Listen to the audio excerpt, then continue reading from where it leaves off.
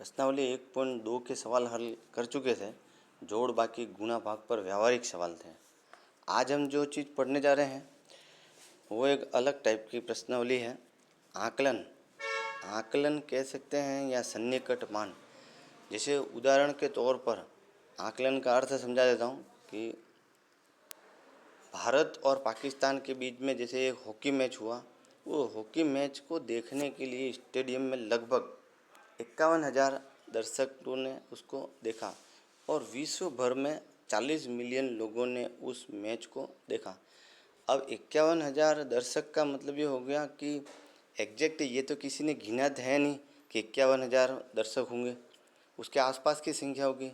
जैसे मान लीजिए 50,930 या जो भी, तो उसको लगभग अपन ने 51,000 के आसपास मान लिया।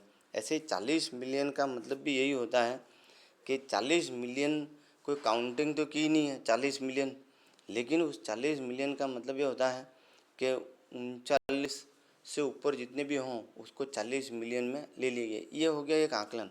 ठीक उसी प्रकार से भारत और बांग्लादेश के तटवर्ती क्षेत्र में आए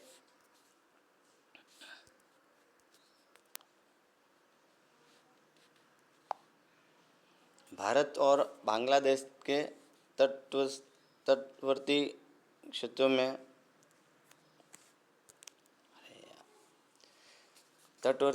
आए एक चक्रवाती तूफान को में लगभग 2000 व्यक्तियों की मृत्यु हो गई। अब 2000 का मतलब ये है कि फिक्स 2000 नहीं है, उसमें कोई संख्या होगी। जैसे 1980 हो सकती है या 50,000 से अधिक घायल हो गए तो 49,900 हो सकता है। ये आ गया आपके 50,000 में। ये होता है आकलन। ठीक है। ठीक उसी प्रकार से सन्निकट मान का मतलब भी यही होता है। सन्निकट का मतलब उसके बराबर। जैसे अब यहाँ उदाहरण के तौर पर हम देख सकते हैं कि एक स्केल ले लें अपन। ये एक स्केल पटरी, इसमें अब लगभग मान हो सकते हैं 1 2 3 4 5। फिर एक झंडा और यहाँ बीच में कर दें। अब वो झंडा जैसे उदाहरण के तौर पर मान लीजिए वो झंडा 17 के आसपास है तो उसका सन्निकट मान हो जाएगा 17।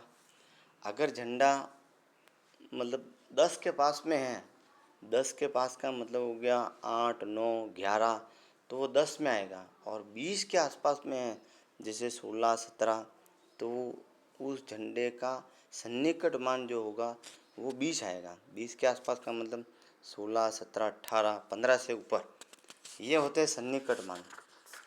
ठीक उसी प्रकार से जैसे कुछ संक्रियाएँ होती है, जैसे व्यवकलन, घटाना, जोड़ है, गुणा है, तो उसमें भी सन्निकट मान का किस प्रकार से प्रयोग होता है ये अपन प्रश्नावली 1.3 के अंदर पढ़ेंगे। जैसे इसमें पहला सवाल जैसे दे रखा है, व्यापक नियम का प्रयोग करते हुए निम्नलिखित में से प्रत्येक का आकलन कीजिए। अब इसमें 730 प्लस 998 ये ए भाग दे रखा है। जोड़ने पर जैसे 1728 आते हैं। अब 1728 को लगभग मान लिखा जा सकता है 1700। अगर यही मान 50 से ऊपर होता तो उसको दूसरे तरीके से उसको लिखा जाता। अब इसको दूसरे तरीके से भी ये कर सकते हैं कि 730 को यहाँ पे लिखा 700, 998 को लिखा अपन ने लगभग मान में 1000, और दोनों को जोड़ने पर ये मान आ गया आपके 1700। 1728 को हम यहाँ लगभग या सन्निकट मान में उसको 1700 लिख सकते हैं। ये इसके आंसर हो गए। ठीक उसी प्रकार से अब इसका दूसरा भाग जैसे बी दे रखा है कि 796 माइनस 314, यह आप गृह कार्य में कर लेना, क्योंकि घटाने वाला एक दूसरा जो भाग है वो मैं बाद में बता रहा हूँ आपको।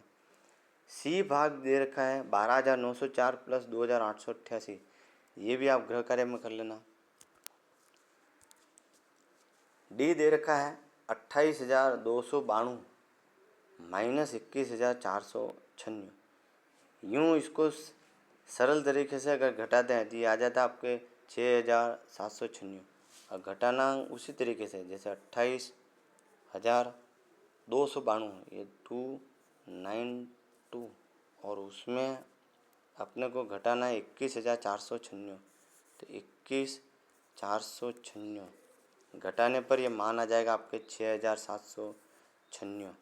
और 6,796 को लगभग मान में लिखा आपके 7,000। और 7,000 इसलिए लिखा क्योंकि उस 7,000 में 6,796 को घटाते हैं तो मान आता है इसका 10 में 6 के 4, जैसे ये आपके 10 में से 10 के 0 और 10 में से 8 के, तो इसका डिफरेंस आता है लगभग 204 का।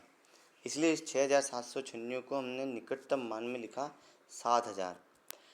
इसी को अगर दूसरे तरीके से करें तब ये इस प्रकार से हो जाता है। देख लीजिए, हम 28,292 को लिखा 28,000 माइनस 21,496 को लिखा 21,000 और ये सीधा घटाने पर ये माना गया आपके 7,000।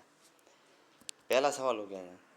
दूसरा सवाल हो गया है आपके एक मोटे तौर पर आकलन 100 तक और एक निकटतम आकलन है 10 तक, इसका सन्निकट ज्ञात कीजिए। जैसे यहाँ पे ऊपर पहला सवाल किया ठीक वैसे ही है।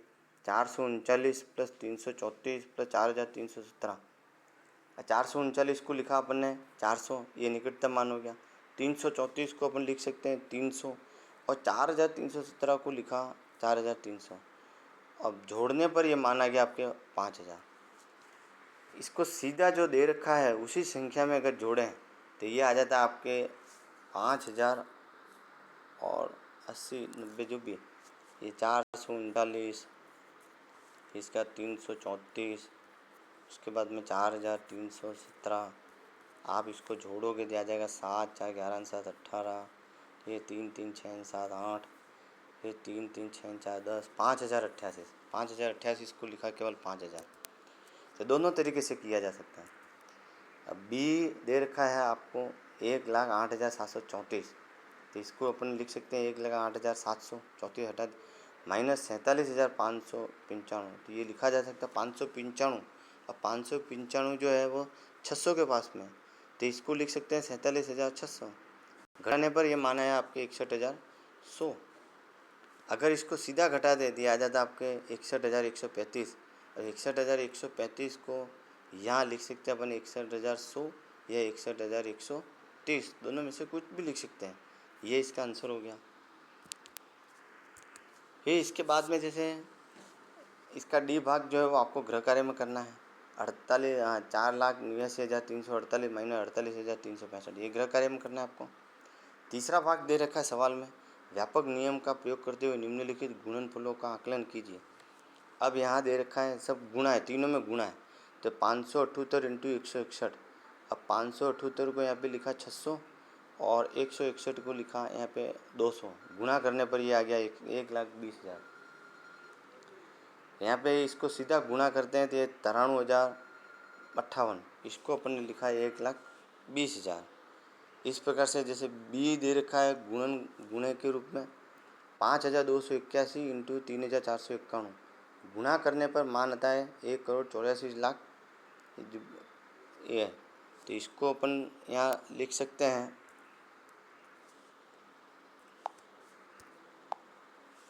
इसको लिख सकते हैं आप 1,75,00,000। ये इसके आंसर हो जाएंगे। सी और डी आपको यहाँ पे गृह कार्य में करना है। इस प्रकार से ये प्रश्नावली 1.3 हमारी यहाँ समाप्त होती है और इसी के साथ में पहली प्रश्नावली भी समाप्त हो जाती है। नेक्स्ट आगे जो भी पढ़ेंगे हम दूसरी प्रश्नावली के बारे में अध्ययन करेंगे।